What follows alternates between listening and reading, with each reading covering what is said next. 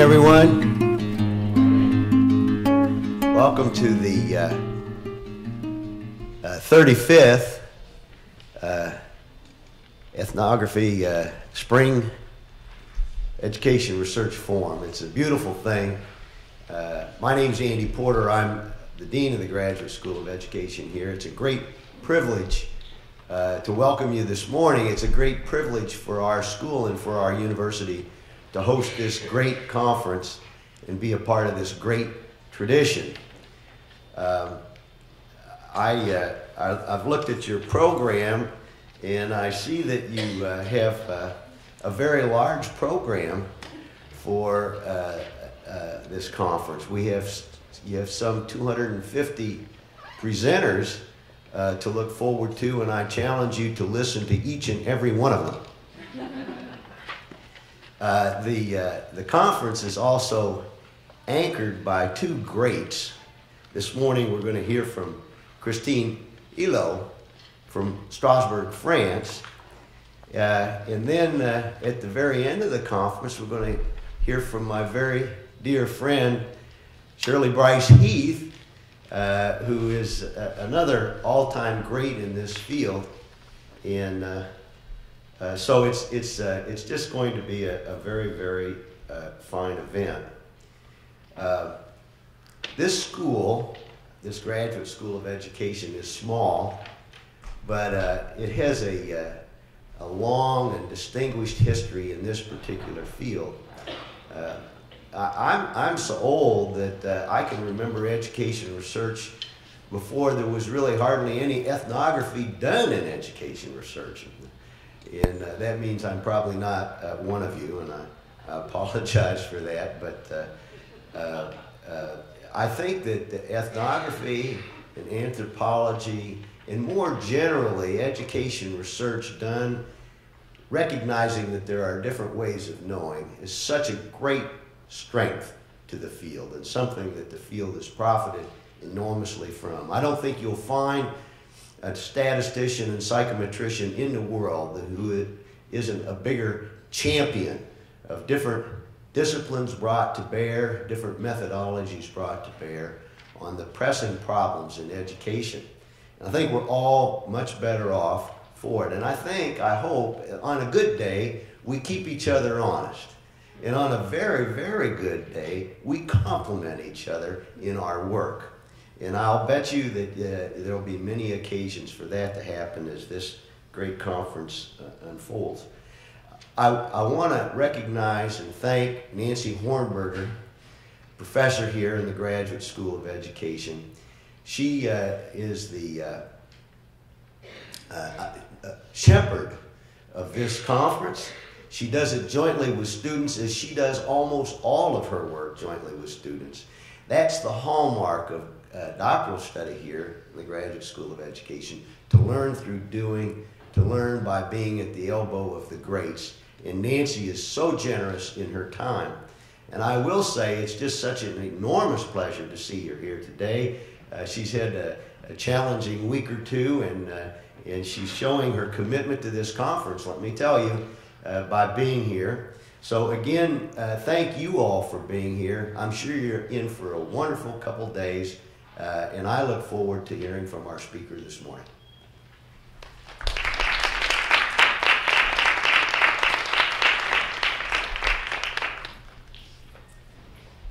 Good morning and welcome to the 35th Annual Ethnography and Education Research Forum. Thank you, Andy, for your comments, and especially for taking the time to be with us for a while. I know deans have many, many demands on their time. So it is the 35th forum. It seems almost unbelievable, but we've organized some. I'm Nancy Hornberger. Sorry, I forgot to mention that. I guess Andy already took care of that. Let me then turn to this morning's speaker. Dr. Christine Hélot is Professor of English in the Teacher Education Department of the University of Strasbourg in France, and she has been there since 1991. Before that, she was lecturer in applied linguistics at the National University of Ireland, Maynooth College, and also directed the Language Center there for many years.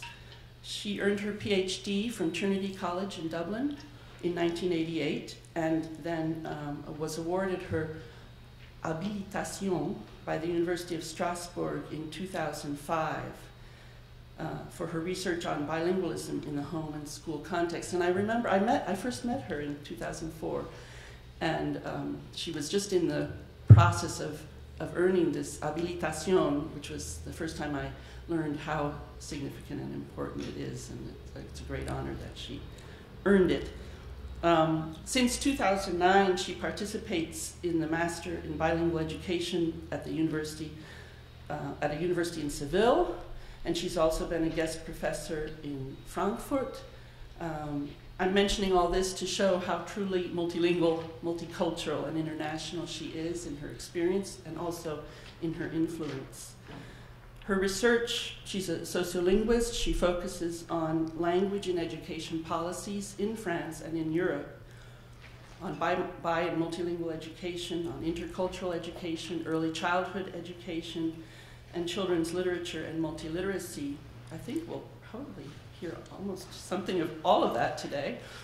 But the reach of her research goes really well beyond France and Europe to, I know for sure, to Latin America and North America, and probably beyond that as well. When I did first meet her, we were in Buenos Aires at the first international symposium on bilingualism and bilingual education in Latin America.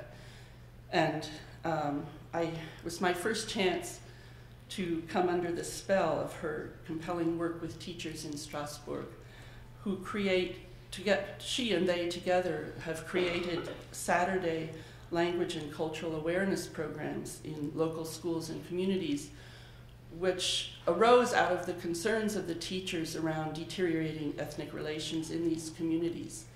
And at that conference in 2004, and since then I've been able to see some of the video documentary of that work, and I and my students and many colleagues have been greatly inspired by this work that's both practical and deeply theoretical.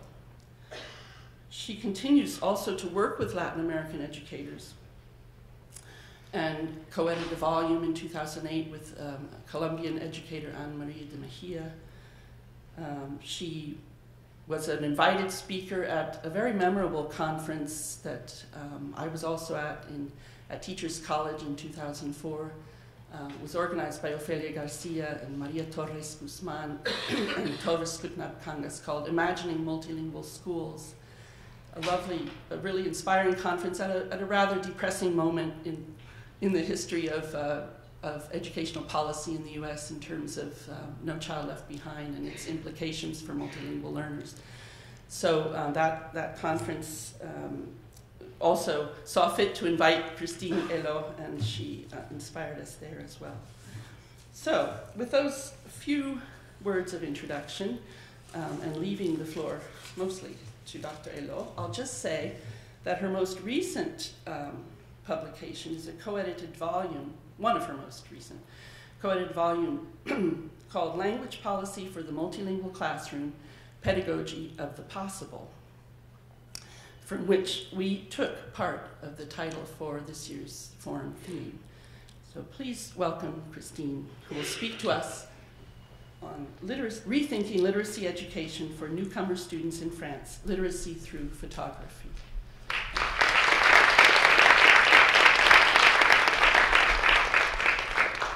Thank you very much, Nancy, for this very nice introduction.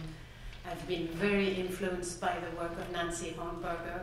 Indeed, we met for the first time in Buenos Aires, and I was very intimidated, I have to admit, because I had been trying to apply her theory of the continua of biliteracy to bilingual education in France, which is obviously a very different context from the context Nancy had been working in. So I had to present her theory in front of her, applied to my context, but I think from then on I felt less intimidated, if I can say so. I'm very honored to be here today with you. Thank you, Dean, for welcoming me as well. Thank you, Hoa, and please give my thanks to Holly, who is in the other room, I think. And thank you very much, Francis. I can't find can't see you, for welcoming me when I arrived in Philadelphia.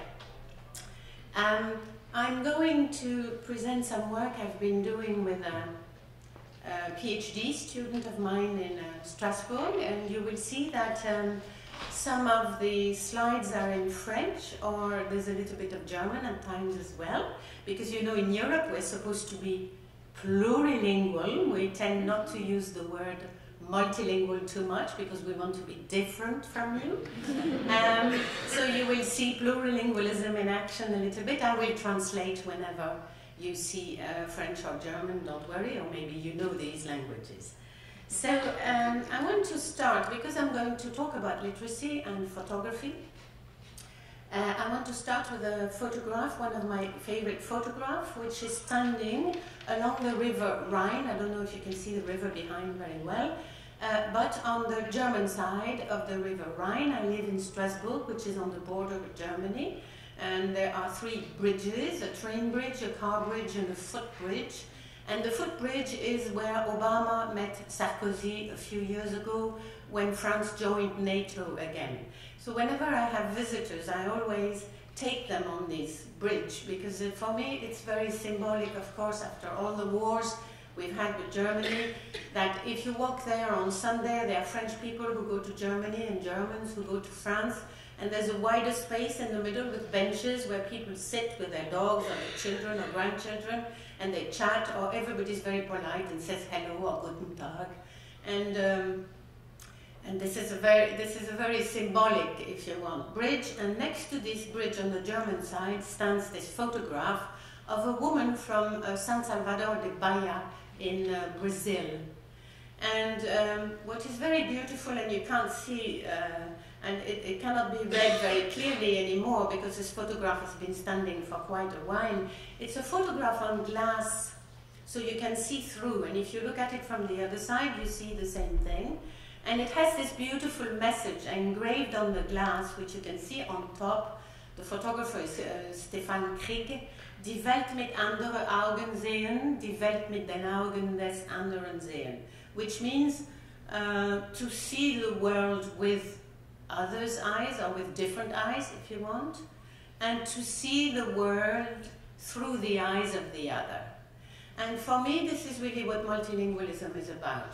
When you are multilingual or plurilingual, when you learn languages or you speak other languages, you see the world differently, and you see the world through the eyes of other people. So this was just an introduction to introduce my talk. And if you come to Strasbourg, of course, I will take you to see this photograph.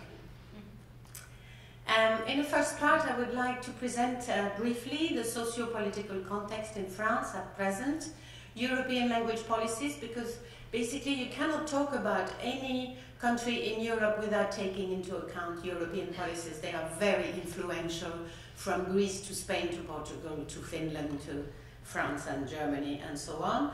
And I'm focusing on newcomers in France, and a project which was carried out with these students. And the photographs you will see exhibited in the graduate center are photographs which were taken by these newcomer students in France.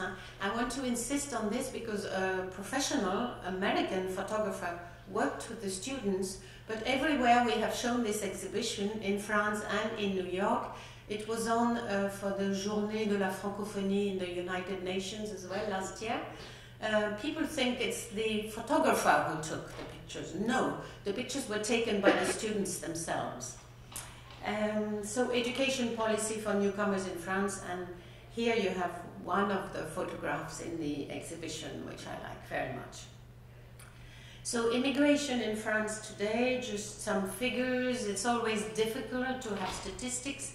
You know, it's illegal in France to get ethnic statistics, and there's a lot of debate and polemics about that, and we still haven't moved, so it's always complicated. And these are the most recent ones, 2007, but what's interesting, if you want, is about 6% of non-French people, or people without a French passport, living in France, and it's no more than 1930. This is what's more important than the statistics, because an awful lot of people think that we have more and more immigrants, but in fact we have a long history of immigration in France. So, as I tell my students, we are not being invaded by immigrants, as the press tends to relay. And there is research coming out more recently on the languages of immigrants, on the school achievement of children of immigrants, and so on.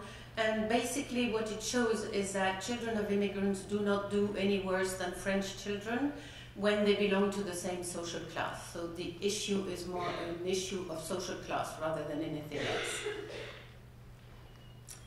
Just to show you again where immigrants come from in France, you probably, if you know a little bit of France, won't be surprised.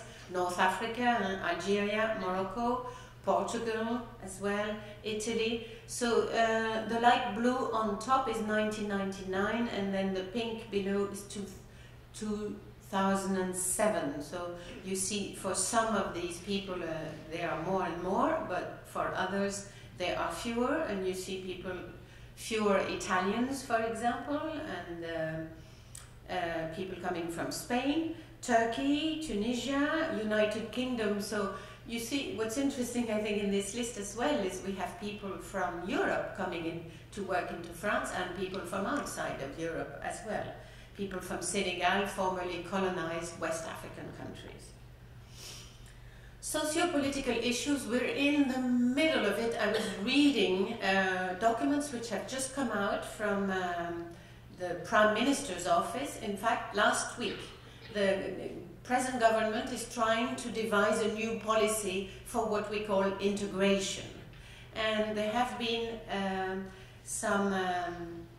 a report, it came out in December, of a working group to advise the government on this issue of integration, which is a hotly debated issue all the time.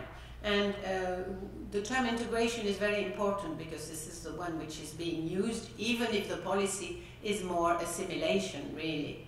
And this report is very interesting. I don't know what the government is going to do with it, but it states really very bluntly and with examples and very well analyzed that there's a lot of discrimination in France, a lot of inequality, a lot of exclusion. And the notion of integration is really very problematic because it should include reciprocity. Integration doesn't mean just integrating foreign migrants into France, but it also means French society welcoming and doing something for these people coming in. So the practices on the ground, whether you look at schools, for example, or you look at hospitals, or you look at the state offices where you have to go, prefecture, where you have to go, city hall and so on, where you have to go to get papers, the practices are very assimilationist. In other words, the idea is that foreigners or immigrants should become French as quickly as possible and shouldn't show any differences in the way they dress or the way they speak or the way they eat and all that. Obviously they do. There's a lot of differences in France, and France is multicultural, multilingual like any other country today. But it's in the imaginary, if you want. And what is very interesting, if you compare to the United States, which obviously has a totally different history, is that in France really, and this is said in this report, immigration is imagined as kind of non-legitimate, as if it's not part of French life and French history, although we have this long history of immigration since the 19th century. And the other problem is that integration policies have been targeted at migrants, policies about integration targeted at migrants have included children who were born in France, so French children who are originally of migrant parents. And also these policies do not target France as a whole, as a society, but only specific groups. And I'm sure you've heard about all the riots in our suburbs and so on. And these are the issues at the heart of this problem, is that a lot of these young people rebelling, if you want, and burning down schools and libraries in certain parts of some suburbs of Paris are French citizens, but they are not really considered or looked upon as French citizens because their parents were originally from another country or because they have a different skin color and so on. Language education policies in Europe, as I told you, we cannot talk about any European countries without taking into account what is being done in the European Commission in Brussels and the Council of Europe in Strasbourg, the city where I live. And in the Council of Europe, there is a language policy unit which publishes a lot of very interesting documents and reports, which you can get in French or English on the website which you have here. By the way, I have a list of references which will be distributed. Do take it before you go, or maybe Francis, you can give it before people run away. So on the what's interesting is to look at these policies, these European policies, as far as migrants are concerned.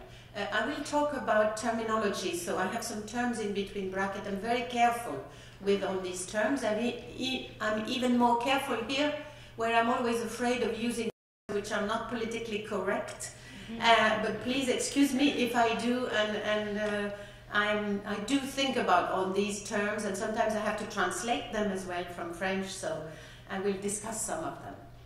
And under the section migrants, and in the policy for the Council of Europe, I'm going to show you their schema in a minute. It says the linguistic and educational integration of children and adolescents from a migrant background. So this is the way they are being described.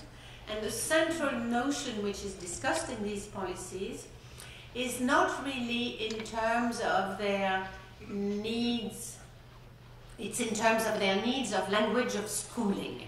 So we don't really, or academic language if you want.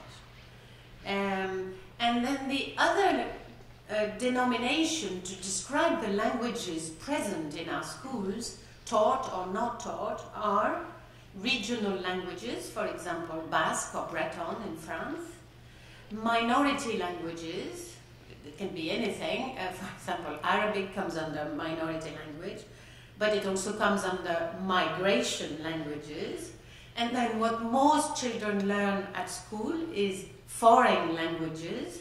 We don't really use the term second language for English or Spanish or Italian, for example. And within foreign languages, we have modern languages and classical languages. In France, all children start learning a foreign language, which is mostly English, from age 7, 100% of children. A second language from age 11, and many students take a third language from age 14. English is the most commonly learned language, then Spanish is the most common second language. And then there are there are 8 possible languages at primary and 56 possible languages at secondary that you can take at the baccalaureate. It doesn't mean every school is teaching 56 languages, far from it. Most schools offer English, German, Italian, Spanish. Some schools offer Russian and a few other languages. But if you want to take Dutch, for example, at the baccalaureate, you can. If it's not offered in your school, you can have it through distance learning, and the school pays for you to take it through distance learning. So there's a very active, if you want, language policy for learning foreign languages. And in these, to go back to this European text, young migrant students are referred to as vulnerable. And this term comes up quite a lot in all the reports about newcomer to European schools. And in a sense, this is this term vulnerable, which you will see I want to question in the work I'm doing with my students in the PhD program. A very good book you might not know, or you might know, published here in Harvard University Press, is Rosemary Salomone, who is a law professor at St. John's University in Queens, New York, which is called True American. It's a very good book because the last chapter compares the situation of immigrant students in the United States and in Europe. And it really, this comparative outlook gives a good understanding of the differences between our two contexts. This is the table. If you go to the Council of Europe web page, this is the way they conceptualize languages at school. And so you can see the way at the top it says the learner and the languages present in school. And you see how at the center is the language or languages of schooling, which means language of instruction. So languages for the spaces in Europe where we have bilingual education. And it's at the center because it felt this is what students, all students in a sense, migrant and non-migrant, should acquire at school, is this register of academic language. And then you see on the side, foreign languages, modern and classical. On the other side, regional, minority, and migration languages. And this is very recent that the word migration has got in there, because it wasn't there for a long time, and they kept writing in, I think, I wasn't the only one, where are migration languages in your policies? And this was really a weak point in European policies. And you see how languages of schooling is again divided into language as a subject and language in other subjects. So language as a subject, you learn French or English and Spanish. Languages in other subject, you need a certain register to learn history, in English for you or in French for us. But in bilingual program, history can be taught through German, for example, or mathematics as it's done in the bilingual programs in Alsace. And then, of course, curricula and evaluation. But this, I like this kind of table because this, you know, you're looking for languages and their importance and where they're placed. And sometimes this table moves or changes as well. So this is a summary, if you want, of the way languages are conceptualized. I want to come to newcomers because they are the students I've been working with a lot recently. And addressing this issue of denomination. How do you call people, or how do you call languages, and so on. And in France, they are called, we use an awful lot of acronyms. I don't know if you do as well in the States, but in France it's terrible. You need a dictionary of acronyms to, if you want to do research, it's the first thing you should get because you don't understand anything. Anyway, EANA, or E12NA, and so on. Élèves allophone nouvellement arrivés, if I translate literally, it means students. Allophone is the term we use, sometimes alloglot, which means speaking another language. But I don't know if you know this term, but you know, in France, my students, they never know what it means. Nobody knows what it means, really. I always have to say allo and then phone, you know. But this is typical of the type of terms used by the Ministry of Education. And then newly arrived.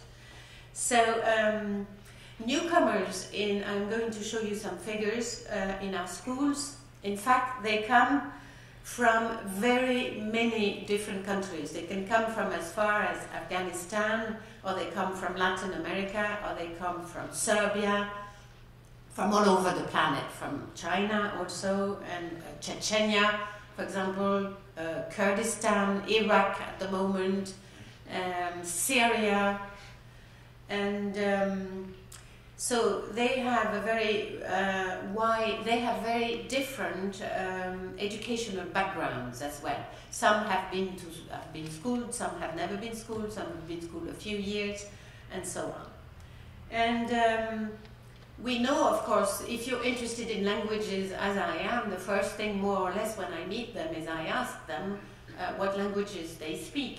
And it's obvious, and I will show you a table. These students are not only monolingual, but very often they're plurilingual.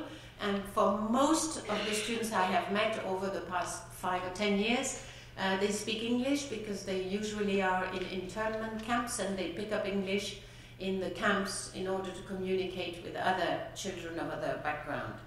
So they have what we call a plurilingual répertoire.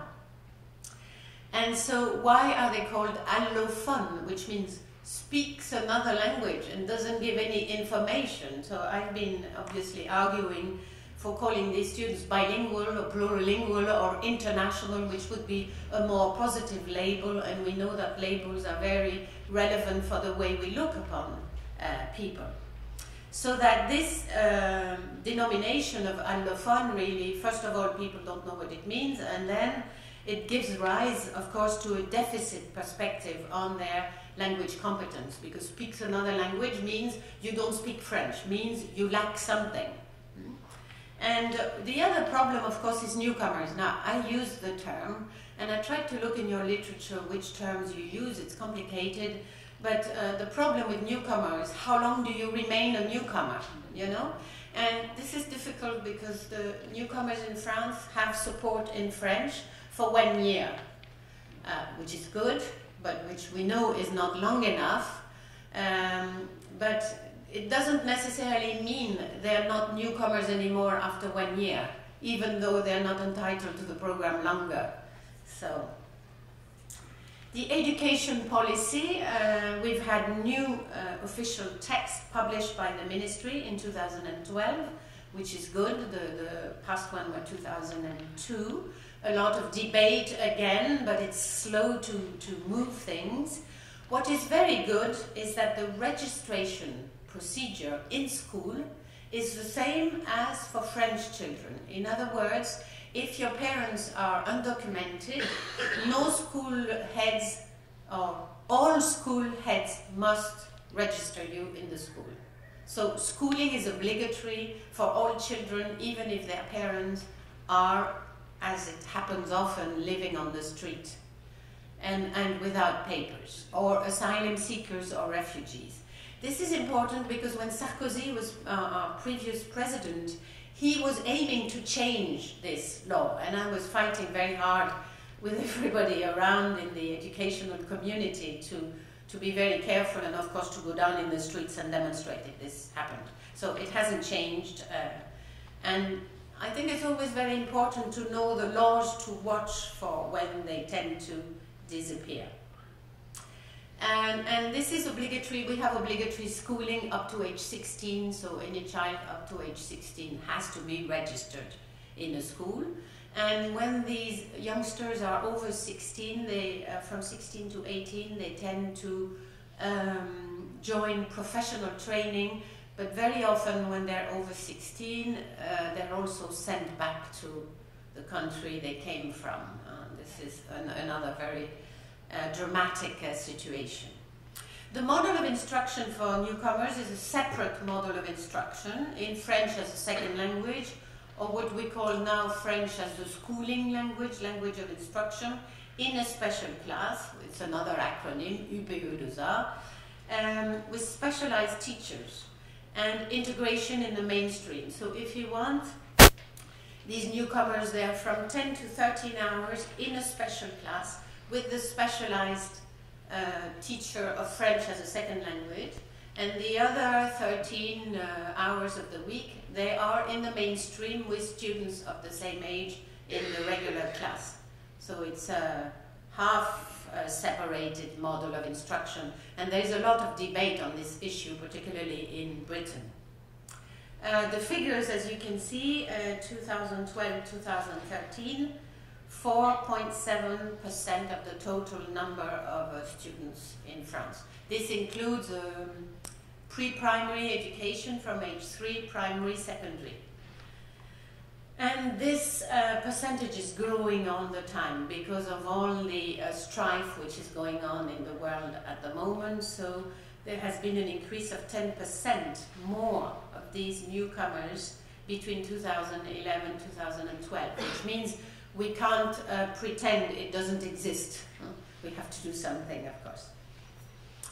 Now, this issue of separate or integration model, the separate language education models of newcomers is criticized very much in Britain, in particular by Born, or in Belgium by Van Avermaet.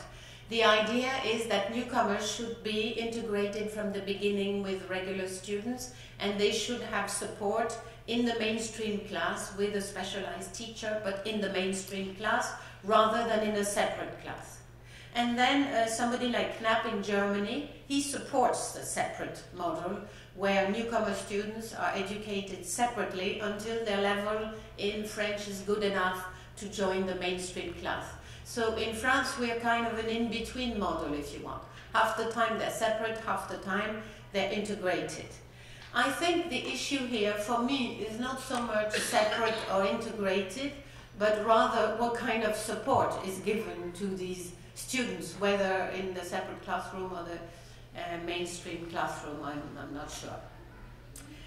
However, when I look at the way these students are schooled, is that the focus is on the individual learner to adapt rather than on the school to implement multilingual spaces. In other words, when they are in the separate class with other newcomers, with a specialized teacher, it's good for them. And I work in these classes, it's a safe space where they don't feel threatened and they're accepted with whatever level of French they have. When they're in the mainstream class, it's good because they are mixed with other French students and they can socialize with other French students, although of course they're being looked upon as different because they do not speak French like other students.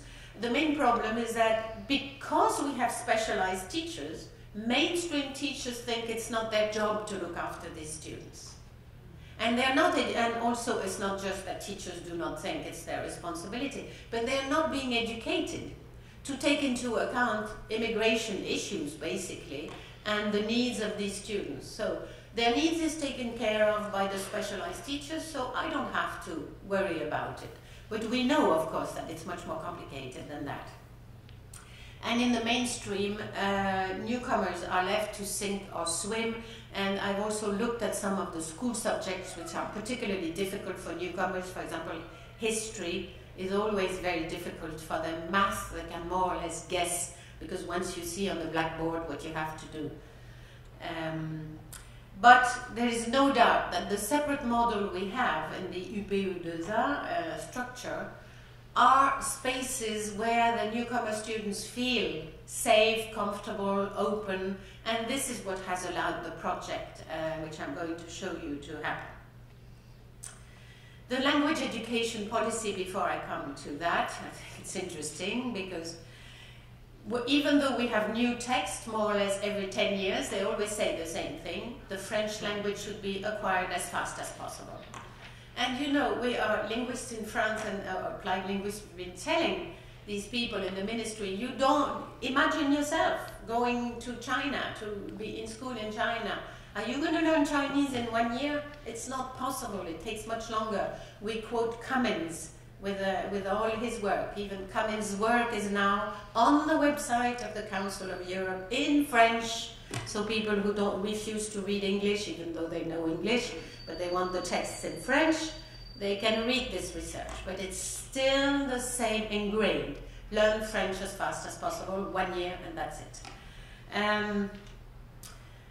And the thing is, why does the policy insist on this speed of acquiring the language? Because it's through acquiring the language that integration takes place.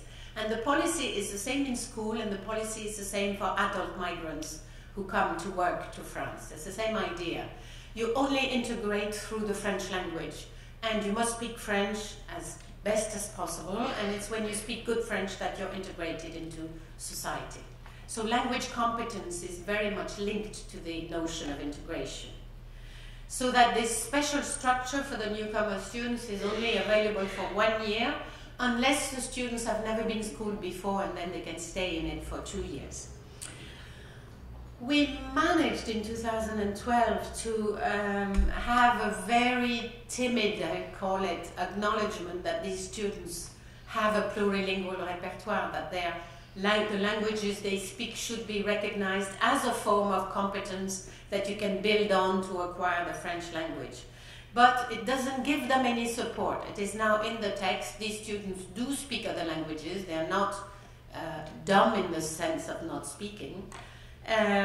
But we didn't manage up to now to get written in the official text pedagogical support in the students L1. This is very important because when I speak to these students, they always tell me how afraid they are of losing their mother tongues in the plural. And in fact, they try and find their own strategies to prevent language loss, and the school is doing nothing, not helping them. And I think it is the responsibility of schools to do that as well. I want to give you an example of a student I support, and I go to the courts regularly with her, because this young girl from Armenia is now 18 and she's never had any papers in her whole life. So she's been undocumented her whole life. Can you imagine that? When I met her, I was really like this. But she's Armenian. She lived in Russia, where she was schooled, so she learned Russian at school. She learned Armenian with her mother, and French at school in France. She also has English and German. But you know, when I was in court with her in front of the judge, and the judge, there were 3 judges in fact, and they asked her what she wanted to do later on, and she said she wanted to be in international business, and she said immediately, you know, because I speak 5 languages, I think that would be a good resource for me. And I saw the 3 judges looking at her, and I think they didn't believe her. Why? Because they're monolingual French speakers, and they learned English or Spanish at school, and they have very poor competence. So this is also, you know, we're supposed to be plurilingual in Europe, but the mentality is still very monolingual. Anyway, what she told me, because, you know, she's like all young people with her phone, and I see her typing text on her phone, and she shows me then that she's writing to her friends in Russia that she hasn't seen for 3 years. She's been in France, but she keeps in touch with them through email, and of course she types on her phone this Russian text. And then I ask her about her home language, which is Armenian, and she tells me she's writing a novel in Armenian about her experience. And I say, oh, how did you learn, very silly question, did you learn Armenian in Russia? No, not possible. No, my mother taught me, and my mother taught me to write, so I'm now writing a novel in Armenian to thank my mother for passing this language to me. And so she sent me this little text so I could explain to people at conferences what you can see her literacy competence here in 3 different languages with different writing system, and also that she learned the language in her family, and not just to speak it but to write it. And what she says in French, what she says in these texts, and if one day somebody asks me how I could survive all this, I will look up at the sky, I will smile, and I will say, thank you, God. You gave me the strength and an extraordinary entourage, group of people around me. You can say that I have known the happiness of having angels by my side. And she's referring, among other things, to her teacher, who is doing the PhD with me and this project. And this is what she wrote in the 3 languages. Just to give you an example of the literacy competence, which is being invisibilized in school and denied to these newcomer students. I want to come to this project now, and photography through literacy through photography. And what this student has written on her arm is, I am sad, and then on her hand, I miss my friends. The project is part of a PhD thesis at the University of Strasbourg on the notion of integration, which is a very complex notion, you know, very much part of the Republican principles of our school system. Timea, this student, has been teaching French as a second language to newcomers for 10 years, and she's herself of Hungarian origin but lived in Romania, and left Romania after Ceausescu left and came to France. She was highly educated in Romania, but of course her diplomas were not recognized in France, so she had to do all her studies again, including the teacher education, which is competitive exam, and she passed brilliantly, and she's now doing a PhD. So she is sensitive, obviously, to these issues. She's trained as a primary teacher, but she teaches in a secondary school for newcomers, because usually it's primary teachers who are working with newcomers because they have to teach reading and writing. She's very aware of the silencing of subordinate groups who cannot use their first language in the classroom.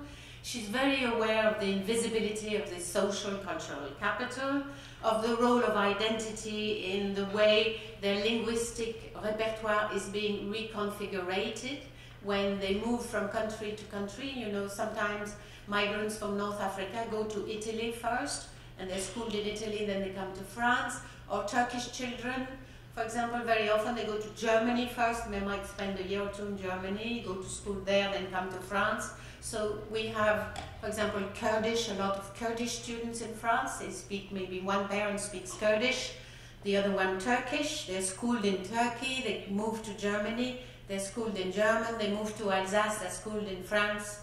Through French, they learn English as a foreign language.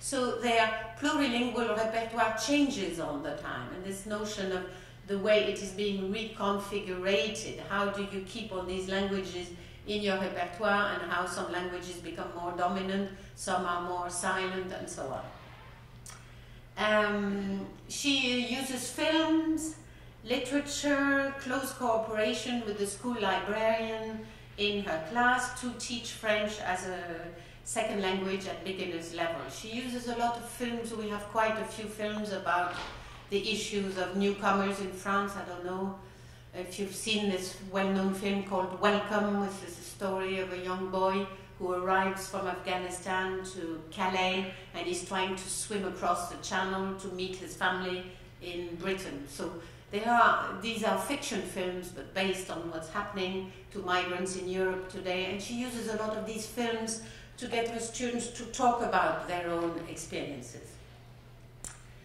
So the project took place, sorry, did I? No, it's okay. In one of these welcoming class, reception class if you want, in a middle school in Mulhouse, which is a city in the south of Alsace, not far from Switzerland, during the year 2011-12. The objectives were to develop multilingual, multimodal approach to literacy in French and other languages, so that she had read the work of Cummins and Early, Identity Text, and she knows the students' first languages should be used with these students in order to engage them cognitively. So because these students, you know, they are 14, 15, 16, from 12 to 16, and she doesn't want them to feel as if they were babies in the classroom, unable to to put three words together. She uses poetry a lot to engage them in creative writing, and photography as a different mode of expression. The idea of photography was that, and I will come to some of your presentations, I've seen on the program lots of talks on the use of photography with literacy. The idea is that photography enables you to express yourself even if your linguistic competence is somewhat limited. And through my contacts and the work I had been doing in an international school in the Bronx in New York, the idea was to exchange texts and photographs with the same type of students, newcomer students in New York. And these newcomer students in New York were attending a French heritage language class, which enabled the correspondence to take place through French. And then, of course, it was also very important in the project to have an exhibition at the end of the project in a proper artistic gallery in the center of the city to showcase the students' artwork and also for the students to see their work being showcased. So here are some of the students in France with the American photographer. This project was funded in parts by the French Embassy in New York. So in France there were 22 students in the class. They had 15 different languages. None of them had French nationality. Some were unaccompanied minors.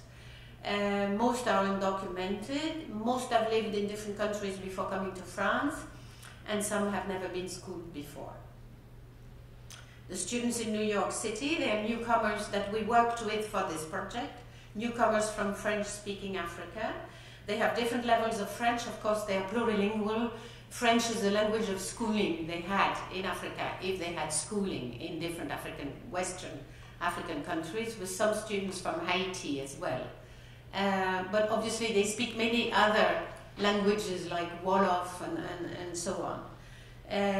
It's an international school in the Bronx. They're learners of English as a second language, and attending French. It's an optional program as a heritage language, so it's kind of irregular. It was a little bit more difficult to work with the students in New York, mainly because I wasn't based in New York, but also because it's an optional program, so they come and they don't come, whereas the students in France, they're in a regular classroom and they come every day at the same time and so on.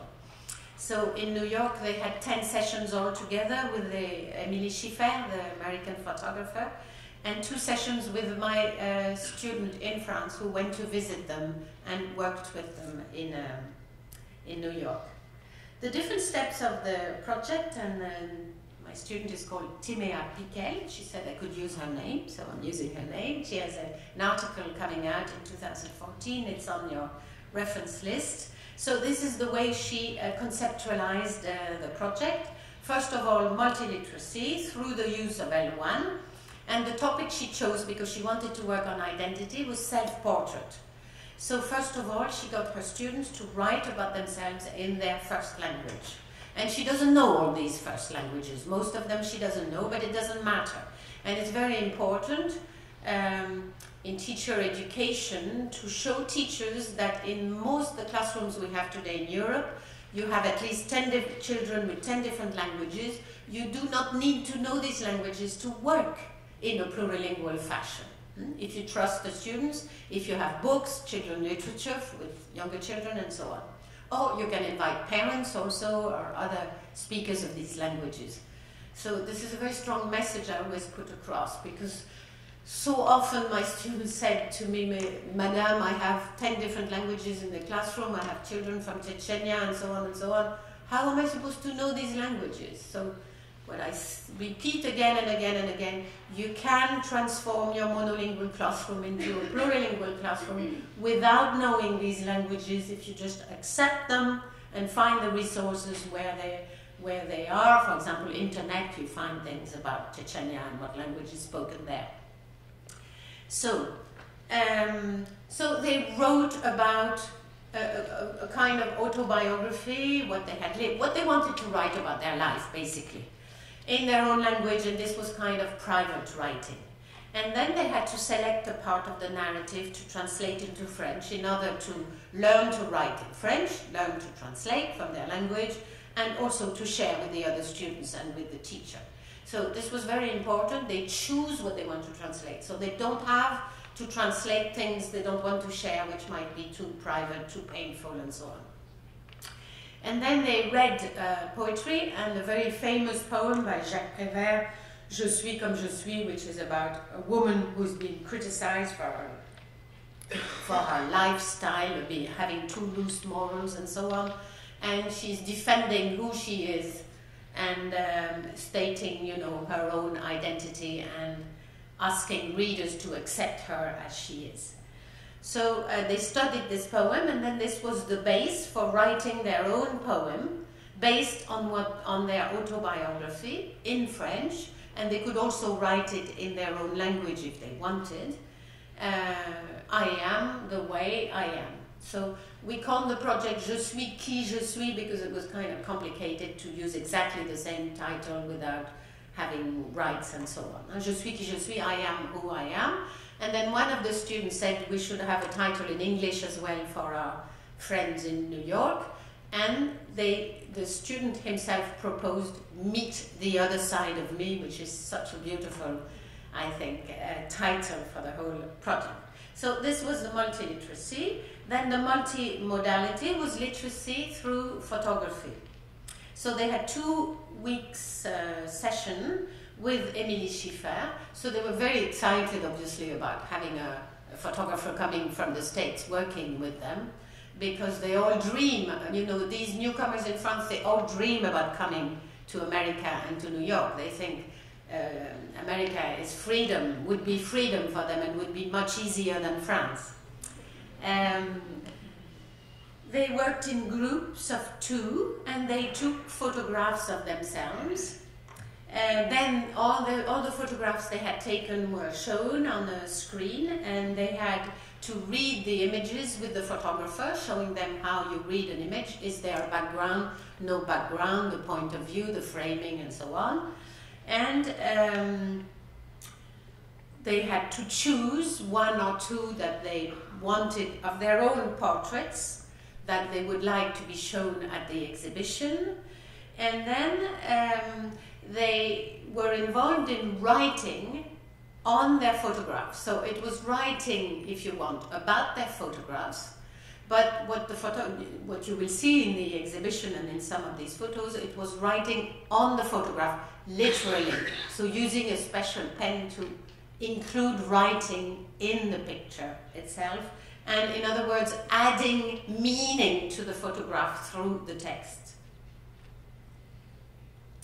Then the next step was the exchange with the international students in the Bronx through the French language. So it was, the idea was getting to know other students elsewhere in the same situation, elaborating a list of questions out of which each student selected 2 to send to a student in New York with a photograph. I'll show you the cards. And then they got the answers and photos from the students in New York.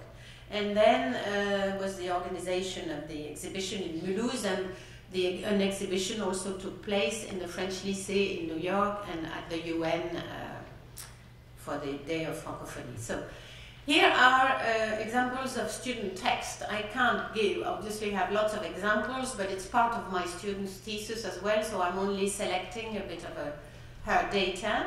So you can see in New York, I am what I am, I'm not what you think of me. Africans are pretty, even though they are black. I am proud to be African. I was born to love. I thank my parents to have given me life. That's the one in New York City. The one in Mulhouse, I'm not perfect, maybe like you are, but I am me, who I am, and I will not change. Let me be who I am. Let me live my life. I am a secret surrounded by walls of blood. I've left the French because it's even stronger in French than what I'm putting through in English. My fists are closed in on the dark. And it's also very beautiful in French if I say it. Je suis un secret emmuré dans le sang. There's beautiful rhythm to that. Un point fermé sur le noir. So it's not just the words, it's also the structure, but also the rhythm. And it's extremely powerful. And there were many such poems being written. The questions they exchanged with their colleagues on the other side of the Atlantic. When I arrived in France, the hardest for me was to learn the language. And for you, what was it like to learn English? So you see the centrality of language. And the student in New York answers. To learn English in the United States, it takes a long time, months and months. Another one in France, sometimes I tell myself it would be better if I went back to Hungary, but I know that in reality it's not true. Unfortunately, I feel I do not belong here, because for the moment I do not have any friends and I cannot speak to anybody. And this is how I feel. And this is the reason why I don't feel good here in France. And you, how do you feel in the United States? I'll give you the answer after. So these are the students in New York City writing in French to the students in Mulhouse. See, the French teacher, Timéa, she had prepared these cards with the question. There was a photo of the French student that they selected, that they stuck on the card, and then in red or green, there are the questions they're asking the New York students. She came to New York, she gave these cards to the students in the classroom. The students in New York answered the question, stuck a photograph on the card, the back of the card, and she took it back to the students in France. So this is how the correspondence happened, including the photographs and the text and the answering the questions. So this is what the student in New York answers. You know, I like your question, When I came here to the United States, I didn't feel comfortable at all because I didn't speak English. And then I missed my country terribly. But with time, I'm trying to adapt because I know it's only for a while. I understand you, but you must make friends, because for me it was also difficult when I came here. But with time you're going to adapt, just like I did. So they're giving each other's little support and forms of resilience, if you want. And this is how the exhibition in Mulhouse, this is how we did it. We had the photographs, but we had also the questions of the students on these other frames you see at the bottom, left-hand corner and right-hand corner. The question of the French students and the answers of the American students. The idea was for the people who came to see the exhibition to see this exchange. And of course this was in the press, which is very good because, you know, most things in the press about immigrants in France is always negative. And for once the local press had interesting article, you know, French exile and American exile through text and picture, visions of exile, hope and new lives, which was what we tried to put across. Some visitors' comments in France, because it was important, not just that the students showed their work, but that they saw the feedback that was given to their work. And somebody wrote, to all of you, young and adults, a great thanks for your generosity, for the sensitivity with which you're sharing your experience. I hope that France will be worthy of the welcome she owes you. I hope your wealth and richness will help to build the France of tomorrow. We don't know who wrote these, just people who came. Dear students, you are a lesson in humility for us. You are showing us that life is a challenge which is worth being met. Some of your sentences are still resounding in my head. The last one, bravo, thank you, courage, joy, trust, pride, sharing, respect are the words that come to me to qualify this exhibition. These are the students taking photographs of themselves at the exhibition, so you can see that it continues. And I want to address research questions now and come to the last part. I hope I'm not over time. I'm okay. I only have a few slides. These are the students in France talking about writing in their first language.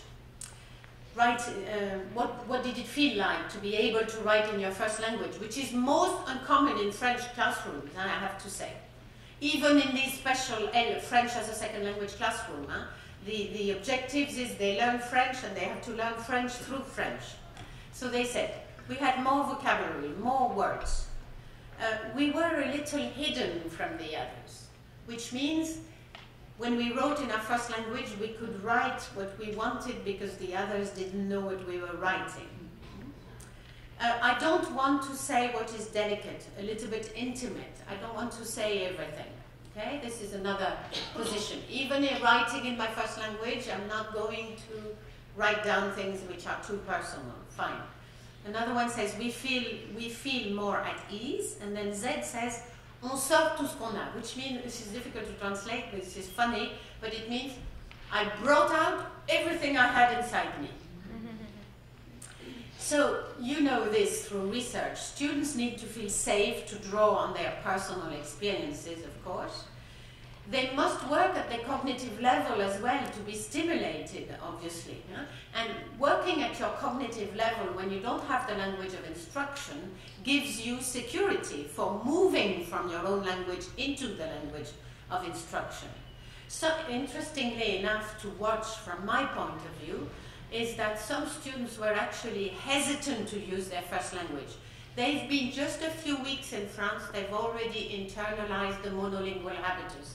They've already understood that French school is through French and you don't open your mouth in another language in the playground or in classroom. So that when a teacher actually changes the practices and tells them, yes, you can use the first language, ooh, they felt, what's going on here? You know, they weren't sure, they were a bit destabilized. And what was interesting is what the parts of the text they chose to translate into French. I thought this was very clever of my students to give them that freedom and to just pick what they wanted to express. So obviously there's a process of empowerment.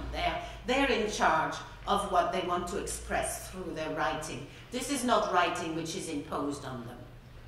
They have to do the task, but in the task they choose what they want to express in French. Poetry, and the choice of poetry obviously was also a very good choice, because poetry gives you more freedom to express yourself.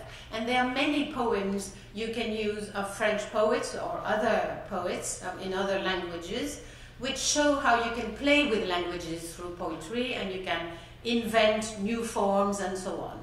So poetry gives more creative freedom with language, so it's a particularly good genre to use with newcomers when they start learning the language of instruction, because they can produce a whole text with a limited knowledge, while at the same time be creative with language. And autobiography, of course, is also an important dimension for these students, very delicate, of course, to work with this. But there's some interesting work by a French philosopher called Ricoeur, who talks about the importance of memory for identity reconstruction, and how to work through what he calls narrative identity, how to include memory in narrative identity. In other words, through writing, you can recreate your own identity, or even a new identity, if you want, including the dimension of time. In other words, looking at your past and creating yourself a new identity to cope with your present and to envisage a new future. And this is one of the students in Mulhouse, when asked about this writing, said about this thing of autobiography, writing about yourself. She said, because we know better our own history. Because I had never thought, when I lived in my country, about my past. I didn't think of my past. I lived in the present, but I always thought about the future. And through this exercise, the student had to go back to facing the past some way, but not just to sink into this terrible past that forced them to leave their country, but to acknowledge their past history to build their new present future history. This is what Ricoeur says, that the experience of displacement changes the outlook on time and forces you to, in a sense, build your future by taking into account your past, not invisibilizing or burying your past. Literacy through photography. I found a very useful American book published here by Ewald, where she shows how some elements of photography have parallels with writing: framing, point of view, timing, use of symbols, details, and so on. And with self-portraits, students learn that they can transform themselves into characters, just like in literature, just like when you write. So it's very good to learn about framing when you write, when you create a character for a story or for in a picture. You don't write down everything. You have to make choices. It's exactly the same with photography. You can't show everything. You have a point of view. Writing also before shooting photographs was a very good step to help the students to focus on the kind of pictures they wanted to take. So the photographer actually took them out of the school to the area where they live in order for them to take the photographs in their own environment and not just within the constraints of the school. This is a whole other story, how to take students out of French schools for insurance and all these things, but that's the practical details. They also learned to read photographs of famous artists, so we had lots of books of all these different photographers, and she explained, of course, the way they use framing, point of view, and so on. And then they had to choose a photograph they liked and talk about it and explain why they liked a particular photograph from these famous photographers. So you see there is oracy, there is writing, and there is also shooting photographs. And then, of course, working through photography, I came to photo voice, which I've never seen any European. I know in the States you use it a lot. I've seen a lot of references, Wang and Boris and many others since.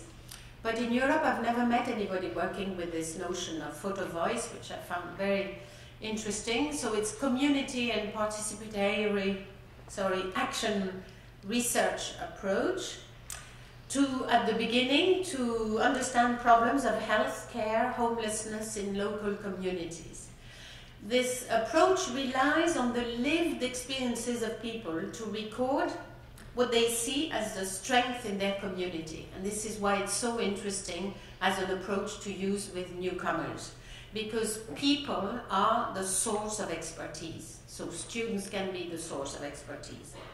And visual images are used to think critically about the forces that influence people's lives, what is visible and what is invisible. It aims at creating change through fostering agency and voice, and it leads to social transformation of inequality, so it's based on the work of Freire. And I found a very good article, which is in the list, by Chio or Caio, I don't know how you pronounce it, and Fant, in the Journal of Management Education. I recommend it if you want to use a photo voice, if you don't know it already. So that photo voice really is a pedagogy of possibilities, because even within the constraints of a monolingual language policy, like in France, it is possible to implement a pedagogy of hope, and I'm quoting Nancy because I also like this expression, over a pedagogy of control. And this is really, if I analyze this project, this is the way I can see it. And it's inclusive of diversity, it's self-reflective, it fosters participatory engagement between students and subject matter, their own life and their own learning experiences, and how they're going to project themselves, in their schooling. And it's also an engaged dialogical form of practice that helps students to be active participants of their own learning and development. The students' voices. Photo voice as a methodology reduces the distinction between those who know and those who are known, the recipients of knowledge or the subjects of research, as we call them. So that through photo voice, students become agents, owners of their own lives and their own meanings of their own lives.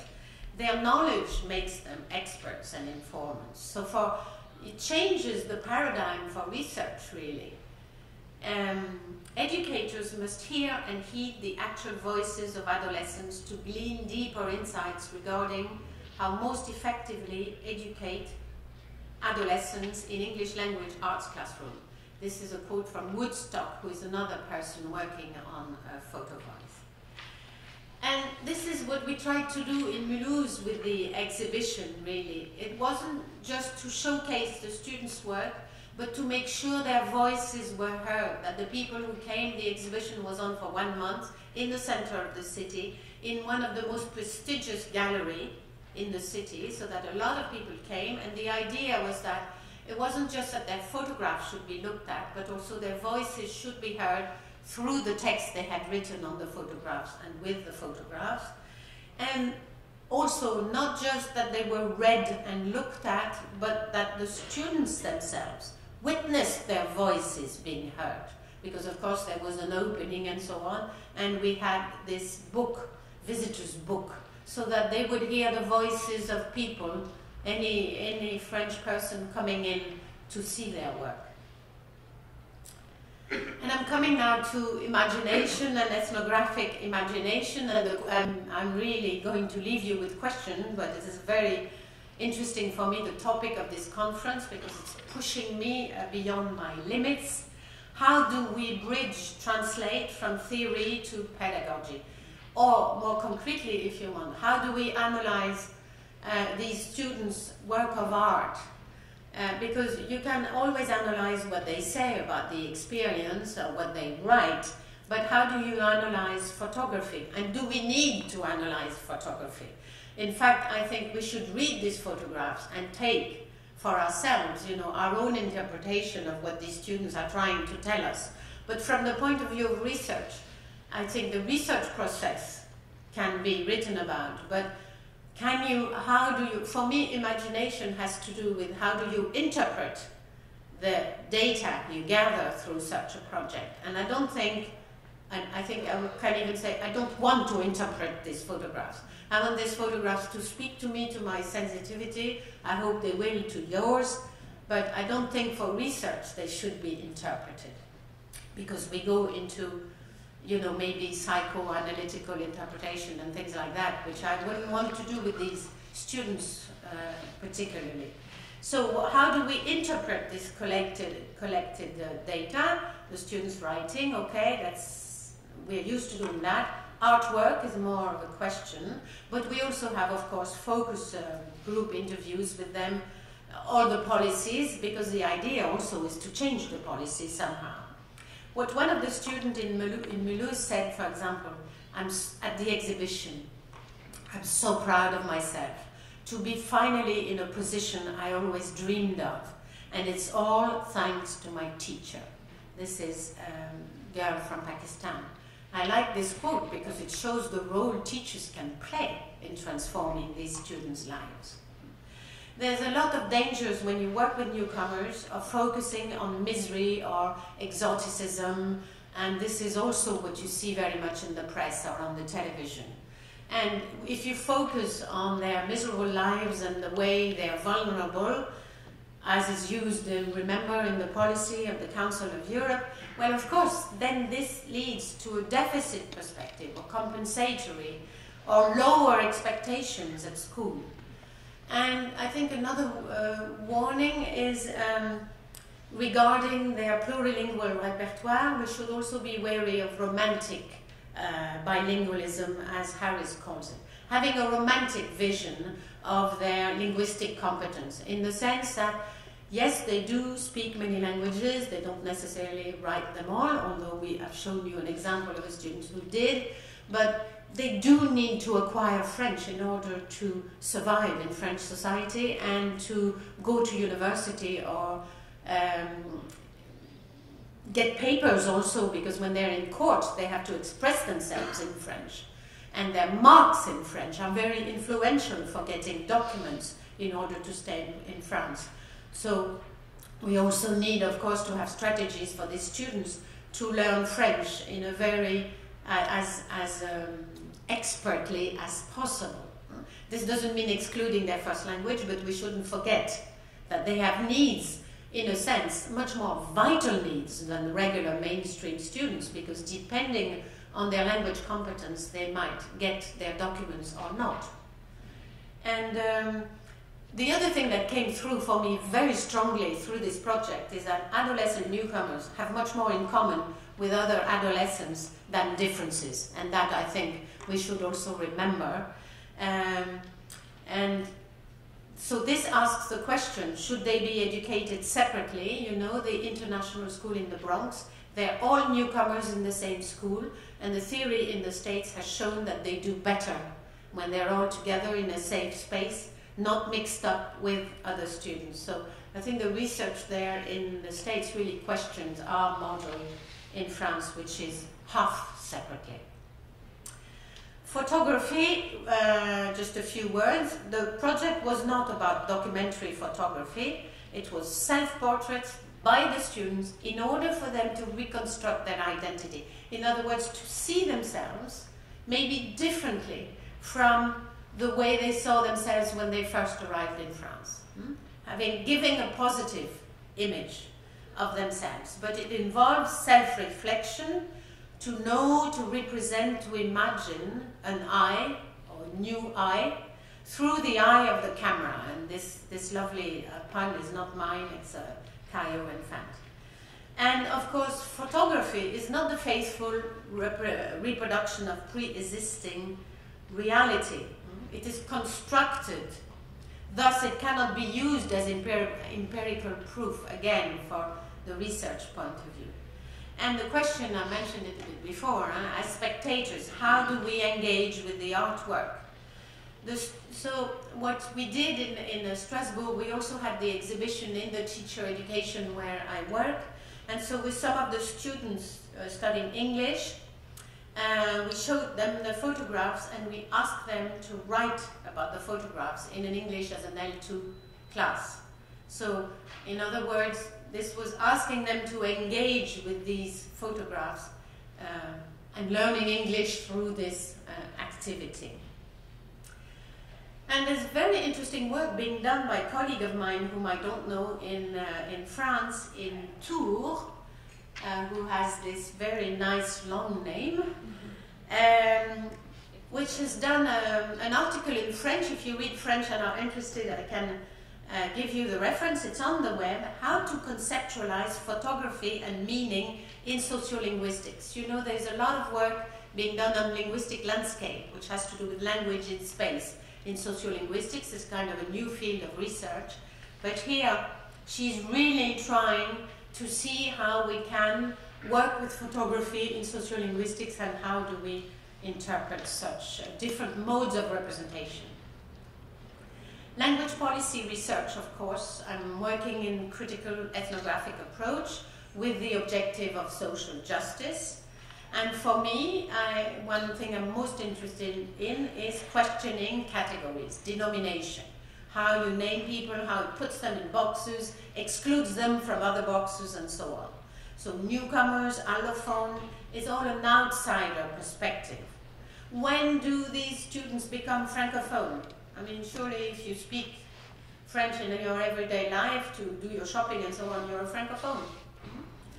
And I think very important is how they define themselves, rather than being defined from outside perspective again. And I think we get a glimpse of how they define themselves through the photographs and their text. Language policy at macro level, there is lack of support for their L1, which puts them in an insecure position all the time. So they're trying to learn French, but they feel insecure. Their L1, their first languages are not marginalized, really. In a sense, it's worse than that. It's invisibilized. It's as if it doesn't exist. So this, you know, this also needs to be put to the front for policymakers, mostly. And evaluation and orientation. And evaluation, you know what it is. Orientation is the way they are being, career guidance sends them to particular streams of education after they are 16. And they are being discriminated.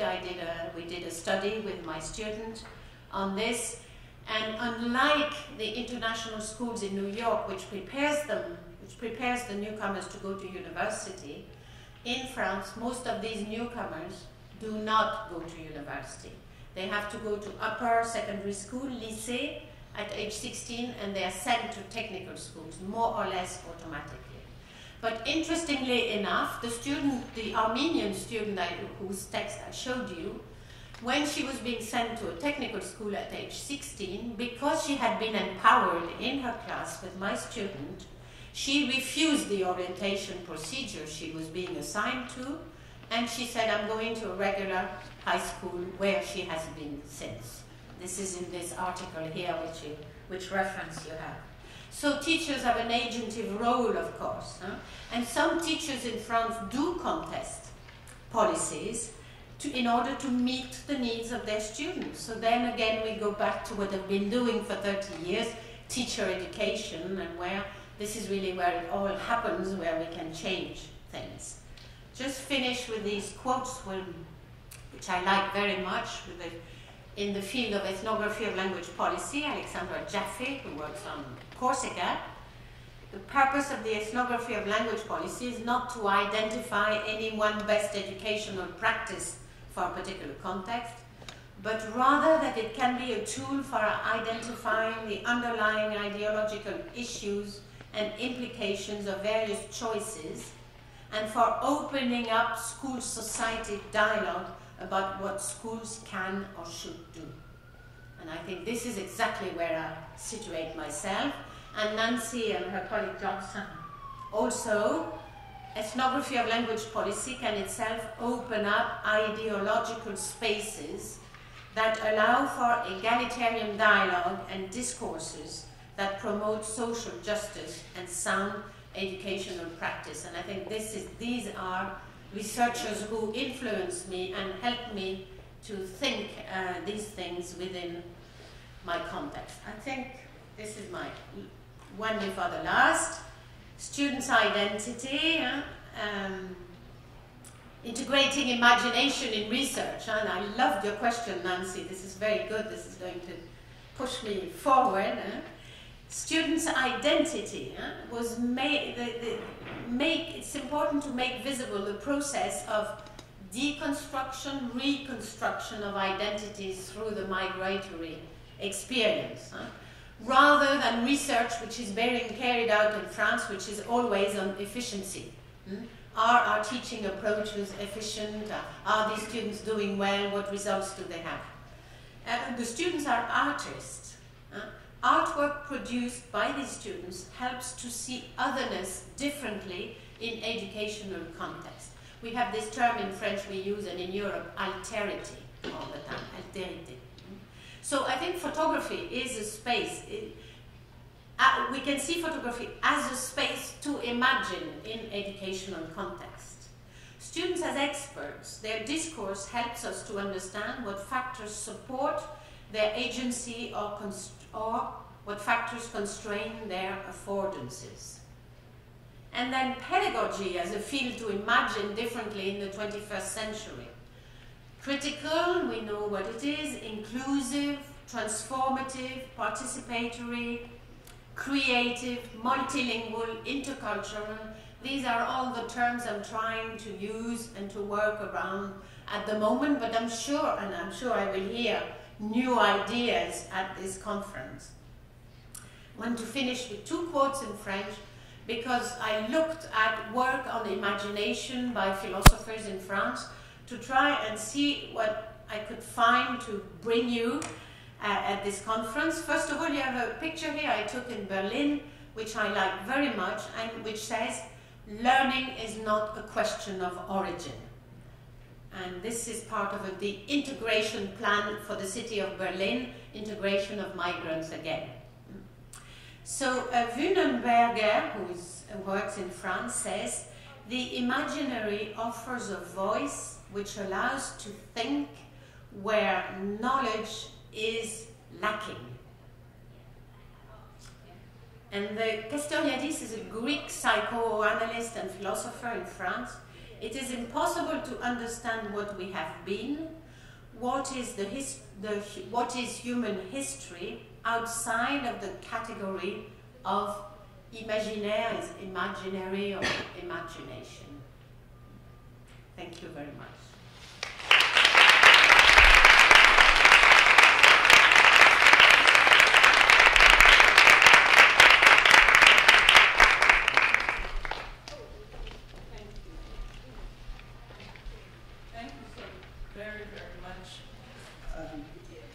I'm overwhelmed by the richness of this presentation.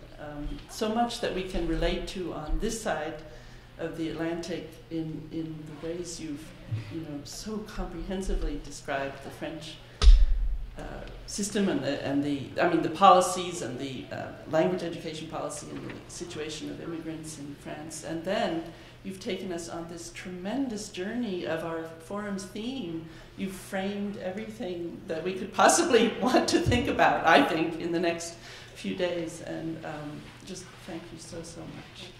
Thank you. And I hope you'll be able to enjoy this coming sessions. I think that because we started a little bit late and we need to get right on to the 10:15 sessions. So we'll stop here and see you over at 3700 Walnut Street for your 10:15 sessions. Thanks, everybody.